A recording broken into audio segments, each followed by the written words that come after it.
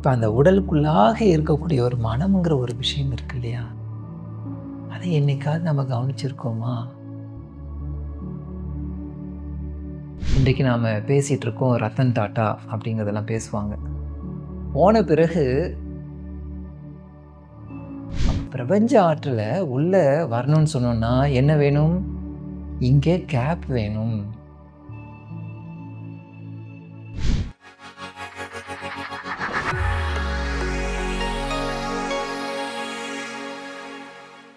காத்தடிக்குது. காத்தடிச்சா இதமாக இருக்கு. என்ன விதமான ஒரு கஷ்டம் இருந்தாலும் கூட அந்த கஷ்டங்கள் எல்லாம் மறந்து போகிற அளவுக்கு ஒரு மாற்றம் ஏற்படுது. மறக்கணும் அப்படின்னு நினச்சோன்னாலே மாற்றம் ஏற்படணும்.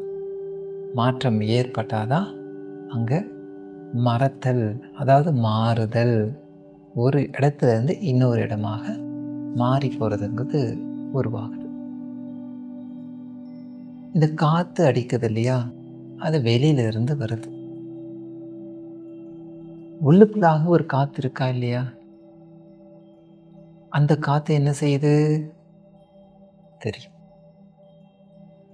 உடலையே இயக்கிட்டு இருக்கு. அப்போ உடல் என்ன செய்யுது? எப்போதுமே சுவாசிச்சிட்டு இருக்கு.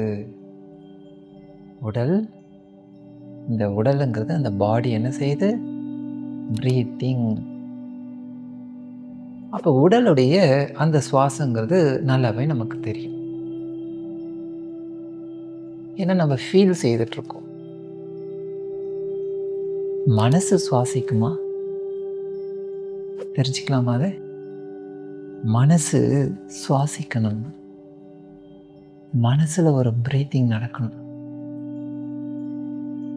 அப்போ அதுக்குள்ளாக அந்த பிரீத்திங் நடந்தால் தான் எப்படி இருப்போம்? ஃப்ரீயாக இருப்போம். காற்றடிச்சா நல்லா ஃப்ரீயாக ஜாலியாக தோணுது இல்லையா? வெளியில் காற்றடிச்சா, உள்ள காற்றடிச்சா, லேசாக காற்றடிச்சா ஜாலியாக இருக்குது.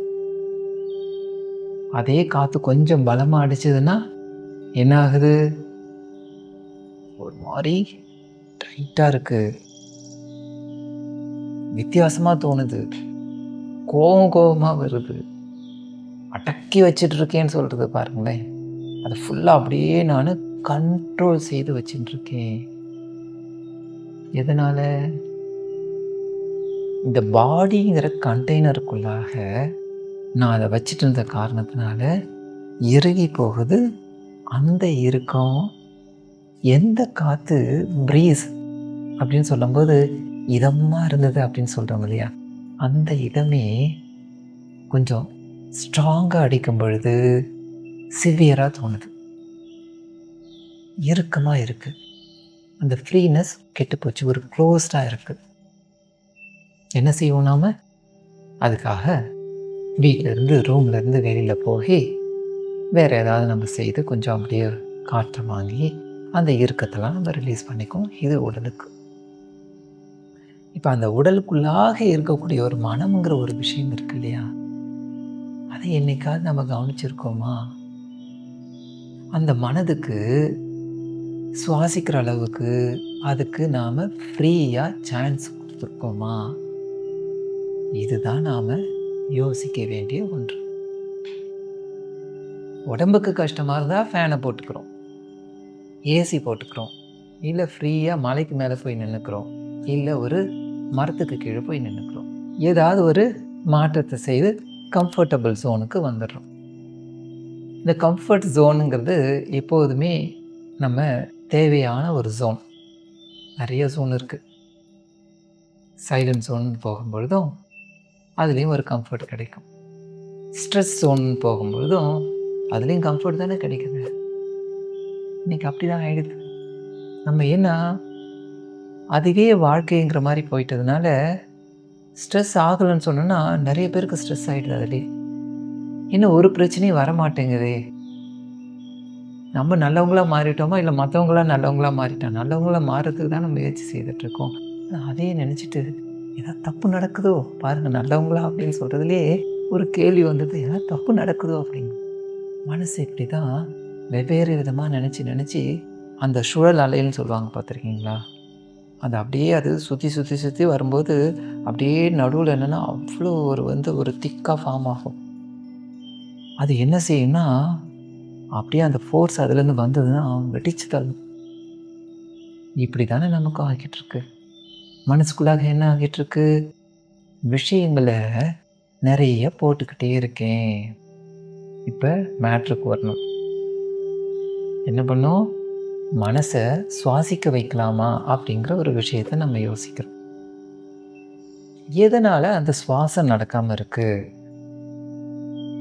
உடம்புக்கு பார்த்தோம், ஏதோ ஒரு காரணத்தில் ஒரு என்வாயன்மெண்ட் மாறும் பொழுது, இல்லை நாம் ஏதாவது ஒரு வேலையை செய்திருக்கும் பொழுது அந்த வேலைக்கு தகுந்த மாதிரி உடம்புக்குள்ளாக சுவாசம் மாறி இருக்கு. அதை சரிப்படுத்திட்டு தெரிஞ்சிடும். மனசுக்குள்ளாக அது நடக்குதா? மனம்ங்கிறது என்ன? அது ஒரு யூனிட்டா? உடம்புங்கிறது ஒரு யூனிட்னு சொல்லிடலாம். இப்படி தான் இருக்கும், இவங்க இத்தனை அடி அப்படிங்கிறது சொல்ல முடியும். இவ்வளோ பெருசு எல்லாமே நம்ம காமிக்க முடியும். ஒரு ஷேப்பு, அதுக்கு ஒரு வால்யூமை கொடுத்து என்னென்னமோ எல்லாம் கொடுக்கணுமோ அதெல்லாம் கொடுக்கலாம். ஈவன் மேக்கப் கூட செய்யலாம். அதுக்கு எல்லாமே நடக்கும். அதுக்கு ட்ரெஸ்ஸிங் செய்து வச்சு, மேக்கப் செய்து வச்சு எல்லாமே பண்ணுறோம். மனசுக்கும் மேக்கப் இருக்குது இல்லையா?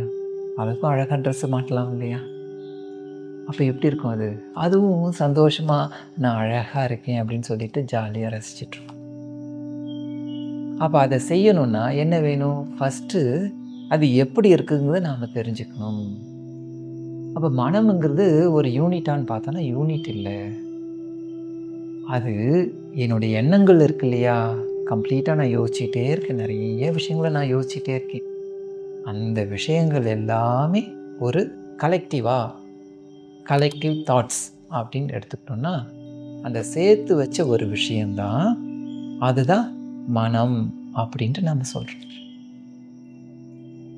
ஒரு சின்ன செடி இருக்குது, அது ஒரு இடத்துல இருக்குது. இப்போ நிறைய செடிகள் உருவாகி இருக்கு. அந்த நிறைய செடிகள் இருக்கும்பொழுது அந்த இடம் எப்படி தெரியும்? ஒரு கொத்தாக தெரியும். அதுவே மரமாக உருவாயிருக்கு. மரமே இருக்கும்போது இப்பயும் அது நம்ம அது ஒரு செடி கொடி அப்படின்னு சொல்லுவோமா? இல்லை, தோப்பு அப்படின்னு சொல்லுவோம் பாருங்கள். ஒரு கலெக்டிவாக ஆனவுடனே, நிறைய வந்த உடனே அதுக்கு பேரை மாற்றிக்கிறோம். இப்போ மனம்ங்கிறதுலையும் இது போல தான் ஒரு தோப்பு. என்னென்னா ஒரு தொகுப்பு. வார்த்தைகள் பாருங்கள், தமிழில் அவ்வளோ அழகாக வச்சுருக்காங்க. தொகுப்பாக எடுக்கிறோம். நம்ம எதையும் பகுத்துணரணும் அப்படின்னு சொல்லுவாங்க. ஏன்னா நீங்கள் தொகுப்பு தான். அப்போ தொகுப்பாக இருக்கும் பொழுது அதை என்னன்னு தனித்தனியாக வச்சு, இது இந்த மரம், இது மேங்கோ ட்ரீனா மேங்கோ ட்ரீலேருந்து என்ன கிடைக்கும்? மேங்கோ கிடைக்கும். பலா மரத்துலேருந்து நான் பலா கிடைக்கும். வேப்ப மரத்துலேருந்து வேப்ப மூட்டை கிடைக்கும். இப்படி நாம் ஒன்று ஒன்றா பிரித்து பார்த்து வச்சிருந்தோன்னு சொன்னோன்னா, அந்தந்த மரத்துடைய பலனை அப்பப்போ எப்போ எடுக்கணுமோ நாம் எடுக்க முடியும். நாம் அப்படி செய்கிறோமா? இங்கே நம்மளுடைய கேள்வி வரும். தொகுப்பான எண்ணங்கள் இருக்கு இல்லையா? நிறைய விஷயங்கள் நமக்குள்ளாக இருக்குது இல்லையா? அந்த விஷயங்களெல்லாம் என்ன செய்து வச்சுருக்கோம்? எடுத்து வச்சிட்ருக்கோம். வச்சுக்கிட்டே தான் இருக்கிறோம். அப்போ சேர்த்து வச்சுக்கிறதுல நாமெல்லாம் கில்லாடி. சின்ன வயசுலேருந்தே நமக்கு கற்றுக் கொடுத்துருக்காங்க இல்லையா? சேவிங்ஸ் அப்படிங்கிற ஒரு விஷயம். சேர்த்து வைக்கணும், எல்லாவற்றையும் சேர்த்து வைங்க. சேர்த்து வச்சா நாளைக்கு உதவும். என்ன சேர்த்து வைக்கிறோமோ அதுதான் நாளைக்கு நமக்கு கிடைக்கும் இல்லையா? அப்போ என்ன மாதிரி எண்ணங்கள் எல்லாம் நான் சேர்த்து வச்சுருக்கேங்கிறது முக்கியமானது. நிறைய எப்போதும் கசப்பான விஷயங்களையே சேர்த்து வச்சு, இது என்னுடைய சொத்துங்கிறதுக்காக அதை வெளியிலே விடாமல் நான் அப்படியே தொகுத்து அப்படியே டைட்டாக வச்சுட்டுருக்கேன். நிறைய மரங்கள் உருவாயிடுதுன்னு வச்சுக்கோமே. ஒரு மரத்துக்கு நடுவிலும், ஏன் செடிகளுக்கு நடுவில் கூட ஒவ்வொருத்துக்கும் நடுவில் சில இடைவெளி இருக்கணுங்கிறது இருக்குது. இல்லைன்னா அது சுவாசிக்காது. மண் இருக்கே, மண்ணுக்கு கூட அப்படியே அப்பப்போ நம்ம கிளறி விடுவோம். பார்த்துருக்கீங்களா? ஏன் கிளறோம்? வார்த்தையை கவனிக்கணும், கிளறோம். இல்லைன்னா அந்த லேயர் எப்படி ஆகியிருக்குன்னு சொன்னோன்னா, அப்படியே விட்டுருந்தோன்னா டைட்டாக அந்த மண் ஃபார்ம் ஆகி டைட்டாக இருக்கும். டைட்டாக இருந்ததுன்னா எழுந்துட்டு போக வேண்டியது தானே. டைட்டாகவே இருக்கட்டுமே, டைட்டாக இருந்தால் நல்லா ஸ்ட்ராங்காக இருக்கும் இல்லையா? அது மேலே பில்டிங் கட்டிடலாம் தானே. சூப்பர் பில்டிங் கட்டிடலாம், ஸ்ட்ராங் ஃபவுண்டேஷன் இருக்குன்னு சொல்லி. பாறையாக மாறிடும். பாறையாக மாறிச்சுன்னா அங்கே மரங்களே உங்களுக்கு கிடைக்காது. கரெக்டாக? அதுக்காக என்ன செய்கிறோம்? அது சுவாசிக்கணும், மண் சுவாசிக்கணும். மண்ணும் சுவாசிக்குது பாருங்கள். அப்போ அதுக்காக காற்று போகிறதுக்காக அங்கங்கே அதில் ஒரு இடைவெளி, அந்த இடத்துல அந்த இடைவெளிங்கிறது இருந்தால் தான் அந்த இடைவெளியை நம்ம பண்ணும்போது அந்த வெளி இருக்கு இல்லையா, பிரபஞ்சம்ங்கிற வெளி, அந்த வெளியிலேருந்து அதோடைய ஆற்றல் உள்ளே வரும். அப்போ பிரபஞ்ச ஆற்றலை உள்ளே வரணும்னு சொன்னோன்னா என்ன வேணும்? இங்கே கேப் வேணும், இங்கே வெளியை ஏற்படுத்தணும். இப்போ இடைவேளைன்ட்டு ஒரு பாஸ் கொடுப்பாங்க இல்லையா, சினிமாவுக்கு போகணுன்னா. இப்போயும் நம்ம பாஸ் கொடுத்துருவோமா? கொஞ்சம் இடைவேளை, ஏன்னா நிறைய கேட்டுக்கிட்டே இருக்கோம் இல்லையா? கேட்டுகிட்டு இருந்து இப்போ இன்டர்மிஷன். மிஷன் ஓடிக்கிட்டே இருக்குது. அந்த மிஷனில் நடுவில் டக்குன்ட்டு ஒரு நிறுத்தி கொண்டு வரோம். ஏன்? அந்த பாஸ் வந்தோடனே ரிலாக்ஸ் ஆகி மறுபடியும் விஷயத்தை உள்ள எடுத்துக்க முடியும். இப்போ மரத்துலேருந்து மண்ணிலேருந்து எங்கே வருவோம்? மனுஷனுக்கு வருவோம். இப்போ இந்த மனதுக்குள்ளாக நிறைய விஷயங்களை இப்படியே நான் போட்டே வச்சுக்கிட்டு இருந்தேன்னா என்ன செய்ய முடியும்? டைட்டாக தானே ஆகும். எப்படி அந்த மண் லேயர் டைட் ஆச்சுன்னா ப்ரீத்திங்க்கே இடம் இல்லாமல் போகுது.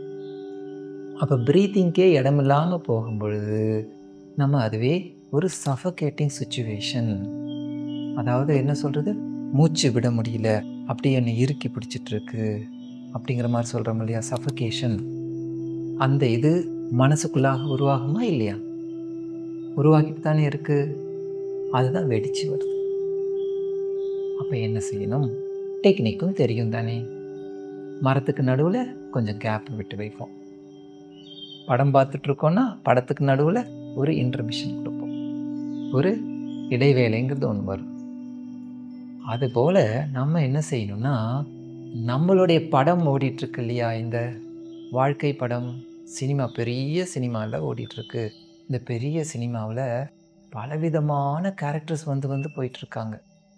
நாமளும் பலவிதமாக நடிச்சிட்ருக்கோம். ஒரு தடவை ஹீரோவாக இருக்கோம், இன்னொரு தடவை வில்லனாக மாறிடுறோம். டிஃப்ரெண்ட் ரோல்ஸ் நம்ம எடுத்துகிட்டு இருக்கோம், மாறி மாறி செய்துட்ருக்கோம். அந்தளவுக்கு நம்மலாம் சூப்பர் டைரக்டர், சூப்பர் ஆக்டர், என்ன வேணாலும் சொல்லிக்கலாம். ஸோ அந்த அளவுக்கு நம்மக்கிட்ட ஒரு டேலண்ட் இருக்குது. அந்த டேலண்ட்டை எப்படி பயன்படுத்தணும்? அப்பப்போ கேப் கொடுத்து பயன்படுத்தணும். அப்போ என்னுடைய மனசுக்குள்ளாகையும் கேப்ஸ் இருக்காங்கிறத பார்க்கணும். அப்போ எந்த விஷயத்தில் நான் ஓடிக்கிட்டே இருந்தாலும் அது சரியாக கொஞ்ச நேரம் நிறுத்தி வச்சு அதை பற்றி யோசிக்கிற அளவுக்கு கொஞ்சம் கேப் எடுத்துக்கணும். ஒரு செடிகளுக்கு நடுவுலையும் தேவையில்லாத செடிகள் இருந்ததுன்னா என்ன செஞ்சிடும்? எடுத்து போட்டுடும். அதை எடுத்து போட்டாலே இப்போ பார்க்கறதுக்கு உங்களுடைய கார்டன் எப்படி இருக்கும்? அழகாக இருக்கும். அதுலேருந்து வர பூக்கள் எப்படி இருக்கும்? அதுலேருந்து வர பழங்கள் எப்படி இருக்கும்? சூப்பராக இருக்கும். அப்போ என்ன செஞ்சோம்? தேவையில்லாததை அப்பப்போ களை எடுக்கணும்னு தானே சொல்கிறோம். இதை தான் வேதாத்ரி மகர்ஷியும் சொல்கிறாங்க. தேவையில்லாத எடுத்துடணும், வடிகட்டணும் அப்படிங்கிறாங்க. தேவையற்ற வடிகட்டணும். தேவையற்ற வடிகட்டும் பொழுது என்ன ஆயிடுதுன்னா, தேவையுள்ளது நல்லதெல்லாமே அதுக்கு தானாகவே அது படிக்கட்டிக்கும். ஒரு செடிக்கு பக்கத்தில் இன்னொரு செடி இருக்குதுன்னா இந்த செடிக்கும் ஆற்றல் தேவை, இந்த செடிக்கும் ஆற்றல் தேவை, ரெண்டுத்துக்குமே தேவை. இப்போ எனக்கு தேவையானது மல்லிகைப்பூ செடி, அது பக்கத்தில் வந்தது ஒரு கருவேலம் செடி இருக்குது. இப்போ ஏன் இதுவும் அதுவும் பக்கத்தில் வேணுமா? இல்லை, எனக்கு இது தேவையில்லை அப்படின்னு சொல்லும்போது, தேவையில்லாத இந்த கருவேலத்தை எடுத்துட்டோன்னு சொன்னோன்னா கருவேலம் என்ன செஞ்சுருக்கும்? நிறைய தண்ணியை இழுத்து இழுத்து அதுவே வச்சுக்கும். சில இடத்துல பார்த்தோன்னா, இப்போ ஒரு தென்னை மரம் இருக்குங்க. அந்த தென்னை மரத்துக்கு பக்கத்தில் சுற்றி இந்த நம்ம சோத்துக்கத்தாழைன்னு சொல்லுவோம் இல்லையா, ஆலுவேரா அப்படிங்கிறதெல்லாம் வச்சு விட்டோம்னு சொன்னோன்னா அது என்னென்னா அந்த மரத்துக்கு, அதாவது தென்னை மரத்துக்கு இன்னும் நல்லா இதமாக இருக்குமா. அதுக்கு நல்லா இன்னும் சக்தி கிடைக்கும். ஏன்னா, இந்த ஆலுவேரா அப்படிங்கிற ஒரு விஷயம் இருக்கு. சோத்து கத்தாழை அது பார்த்துருப்பீங்க இல்லையா? நல்லா ஜெல்லியாக இருக்கும், சாஃப்டாக இருக்கும், நல்லா தடிமனாலாம் கூட உருவாகி வரும். ரொம்ப சாஃப்டாக இருக்கும். அதுலேருந்து பூ கூட வரும். அவ்வளோ அழகாக இருக்கும் அது. அது என்ன செய்யுதுன்னா, தண்ணியெல்லாம் வந்து சேர்த்து வச்சுக்கிற ஒரு கெப்பாசிட்டி. ட்ரையான சிச்சுவேஷனில் கூட எப்பொழுதுமே அது வந்து அப்படியே வந்து அந்த மாய்ஸ்சரைசேஷன்ங்கிறது இருக்கு இல்லையா? அந்த மாய்ஸ்சரை மெயின்டைன் பண்ணிகிட்டே இருக்கும். ஈவன் நிறைய வீட்டிலலாம் நம்ம பார்த்துருப்போம், அதை தொங்க விட்டுருப்பாங்க. தொங்க விட்டுருந்தா கூட அது வளர்ந்து வரும் பாருங்களேன். அப்போ அதோடைய கெப்பாசிட்டி என்ன? காற்றுல இருந்தே தன்னோடக்கு வேண்டிய எனர்ஜியை, அந்த தண்ணீரை வந்து நீரை அதுலேருந்து எடுத்துக்கலாம். அதில் ஏதோ ஒரு கன்வெர்ட்டர் ஒன்று இருக்குது. இன்றைக்கி நம்மளுடைய மாய்ஸ்சர்லேருந்தே நம்ம நீரை உருவாக்குறதுக்கு மெஷின்ஸ் வச்சுருக்காங்க பாருங்கள். அதுபோல் அதுக்குள்ளார ஒரு மெஷின் இயற்கையாகவே இருக்குது. இருக்கிற காரணத்தினால எப்போதுமே அது ஈரப்பதத்திலே இருக்குது. அப்போ ஈரப்பதமாக இருக்கக்கூடிய ஒரு விஷயத்த நான் பக்கத்துலேயே வச்சுட்டேன்னு சொன்னேன்னா, இப்போ அந்த தென்னை மரத்துக்கு என்னாச்சு? தனக்கும் வேண்டியது கிடச்சிக்கிட்டே இருக்குது. இப்போ டெக்னிக் புரிஞ்சுதா? இது கதை. அதாவது நடக்கிறது, இயற்கையில் நடக்கிற ஒரு விஷயத்த கவனிக்கிறேன். அதுக்குள்ளார நடக்கிற ஒரு விஷயம், ப்ராசஸ். கதைன்னு சொல்லிவிட்டு அதை வந்து பொய்க்கதையாக இல்லை ஏற்படுத்திய கதையாக நினச்சிக்க கூடாது. இப்போ நம்மளுடைய வாழ்க்கைக்குள்ளார இதையே பார்க்கலாமே. மனசில் கஷ்டங்கள்லாம் இருந்துகிட்டே தான் இருக்குது. கஷ்டங்கள்லாம் இருக்கும்போது என்ன செய்யணும்? அப்போ எப்படி ஒரு ஆலுவேராவை பக்கத்தில் வச்சுட்டு இருந்த மாதிரி நாமளும் ஒரு விஷயத்தை பக்கத்தில் வச்சுக்கிட்டோன்னு சொன்னோம்னா என்ன செய்யும்? அது நமக்கு ஹெல்ப்பிங்காக இருக்கும். அப்போ ஃபஸ்ட்டு என்ன செய்கிறோம்? களை எடுக்கிறோம். தேவையில்லாதெல்லாம் நகர்த்தி வச்சிடுற பொழுது, இது எனக்கு வேண்டாம், நீ போயிடு அப்படின்னு சொல்லிட்டு ஒரு ப்ராக்டிஸை செய்கிற பொழுது கேப் கிடச்சிடுது. அப்போ அந்த கேப்பில் வந்து திரும்பவும் வந்து அந்த களைச்செடி இருக்குது இல்லையா? அது வந்து உட்காந்துக்கும். ஏன்னா அது இயற்கையாக காற்றுல வந்து அப்படியே வந்து வரும்போது மறுபடியும் வளர்ந்து வந்துடும். அப்பப்போ களை எடுத்துக்கிட்டே இருக்கணும். இப்போ அதுக்கு பதிலாக இந்த கேப்லலாம் நான் என்ன செய்கிறேன்? நல்லதான ஒரு விஷயங்கள் எல்லாம் அதுக்கு ஒத்த மாதிரி, அந்த செடிக்கு இன்னொரு செடி பக்கத்தில் இருந்தால் நல்லது இருக்கும். தென்னை மரங்களுக்கு ஒன்று சொல்லுவாங்க, என்ன அடிக்கடி தென்னை மரத்தையும் எடுத்துக்கிறோன்னா, தென்னை மரம் உயர்ந்து வளரக்கூடியது. நாமளும் உயர்ந்து வளரணும் இல்லையா? உயர்ந்த மரமாக இருக்கணும். அப்போ மேலே போய் உக்காந்துக்கிட்டோன்னா யாரும் நம்மளை தொட முடியாது. அந்த அளவுக்கு உயர்ந்து போகணும். இன்றைக்கு நாம் பேசிகிட்டு இருக்கோம், ரத்தன் டாட்டா அப்படிங்கிறதெல்லாம் பேசுவாங்க.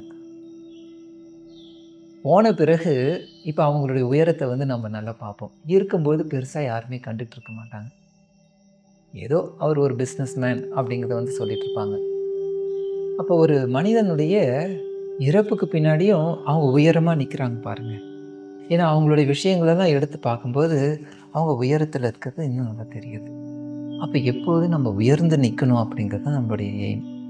அந்த விதத்தில் நாம் உயர்ந்து இருக்கக்கூடிய அந்த மரம், அதுக்கு என்ன சொல்லுவாங்கன்னு சொன்னோம்னா, பக்கத்தில் வந்து ஒரு சில மரங்கள் வச்சோன்னா ஒன்றும் பண்ணாதான்.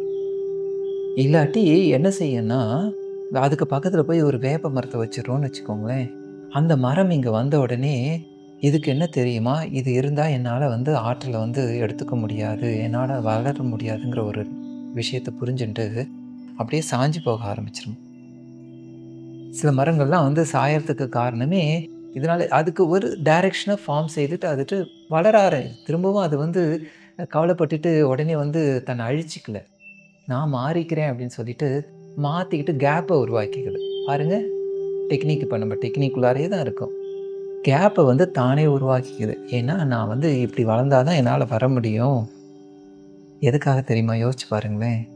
தென்னை மரத்துலேருந்து அடிக்கடி கீழே விழுந்துக்கிட்டே இருக்கும். அது கொஞ்ச நாள் ஆயிடுதுன்னா அது பட்டு போச்சுன்னா கீழே விழும். அதுவும் எப்படி இருக்கும்? ஹெவியாக இருக்கும். நல்லா அதை ரசித்து பாருங்களேன். ஒரு தென்னை மரத்துடைய கிளையை அது கீழே விழுந்த பிறகு நீளமாக வரும் இல்லையா? நல்லா பெருசாக யோசிச்சு பாருங்கள்.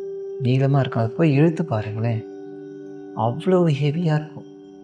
பச்சையாக இருக்கும்போது அவ்வளோ ஹெவியாக இருக்கும். மரத்து உச்சியில் அதோடைய ஹைட் எவ்வளவு இருக்குது? 20 அடிக்கெலாம் அப்படியே நல்லா மேலே போகும். இத்தனை 5 அடி 6 அடியே காற்றடிச்சுன்னா சாயுது. யார்? மனுஷன். டப்புன்னு சாஞ்சிட்றோம். ஏதோ ஒரு சின்ன காற்றடித்தாலே பிரச்சனைங்கிற ஒரு காற்று வந்தால் டபக்குன்னு சாஞ்சிடுறது. அது அவ்வளோ நீளமாக அவ்வளோ ஹைட்டில் இருக்குது. அதுக்கு மேலே பார்த்தீங்கன்னா கொடை மாதிரி அழகாக ஒரு அந்த கிளையும் பாருங்கள் எவ்வளோ அழகாக அப்படியே நீங்கள் கீழே படுத்துட்டு பாருங்களேன். ஒரு கட்டில் போட்டுட்டு படுத்துட்டு பாருங்களேன், அழகாக கொடை மாதிரியே தெரியும். அவ்வளோ அழகாக அப்படியே சொல்லி வச்ச மாதிரி இருக்கும். எக்கச்சக்க வெயிட்டு அங்கேருந்து அது அப்படியே இப்படி சாஞ்சி அழகாக இருக்கும். காற்றடிச்சதுன்னா அப்படியே ஜாலியாக அசைஞ்சிட்ருக்கும். எவ்வளோ வெயிட்டு, ஒரு கிளையா எத்தனை இருக்குது பாருங்கள்.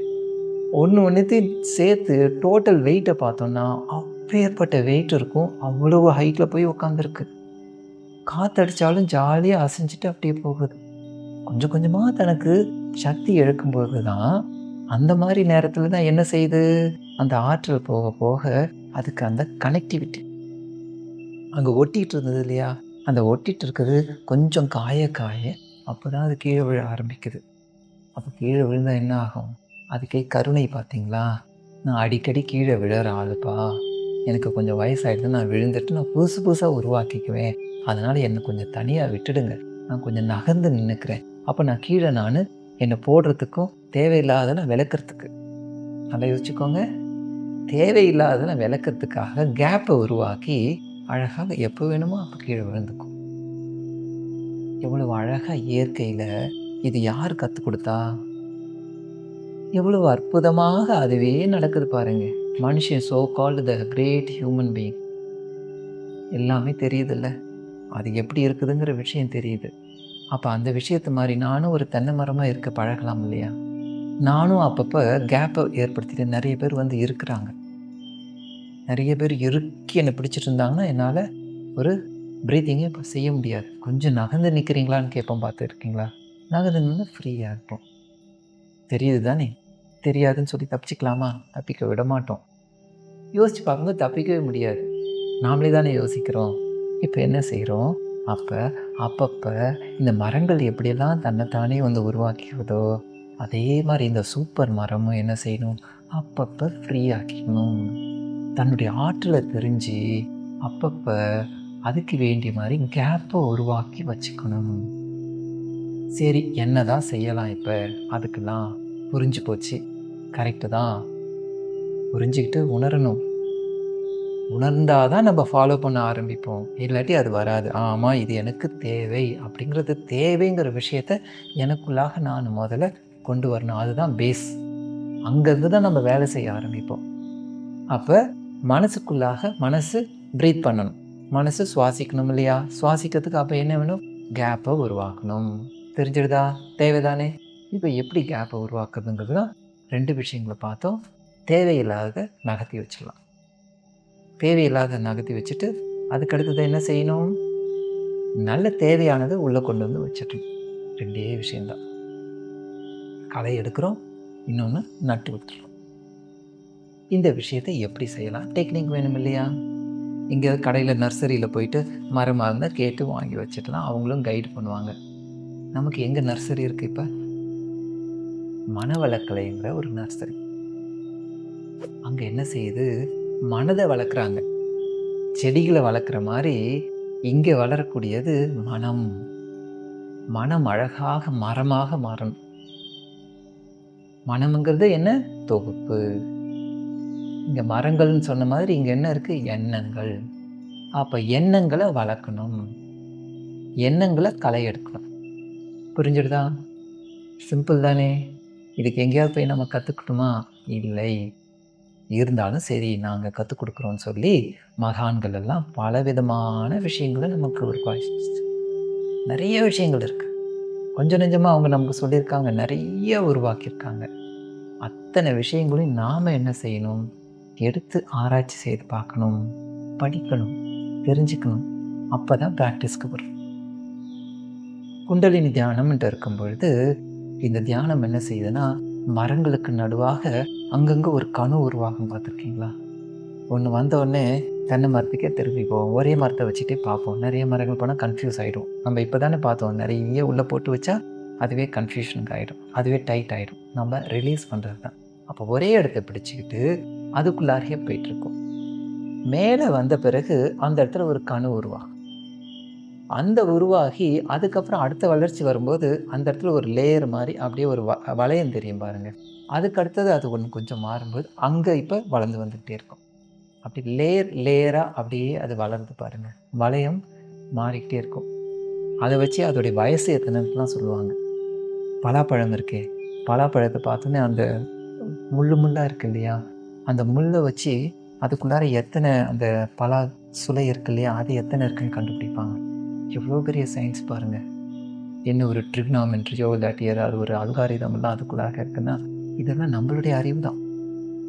அப்போ இது போல் லேயர்ஸ் எப்படி ஃபார்ம் ஆகுதோ அதே மாதிரி மனசுக்குள்ளாகவும் நம்ம லேயர்ஸ் ஃபார்ம் ஆகி கொஞ்சம் கொஞ்சமாக தான் வளர்க்கணும்.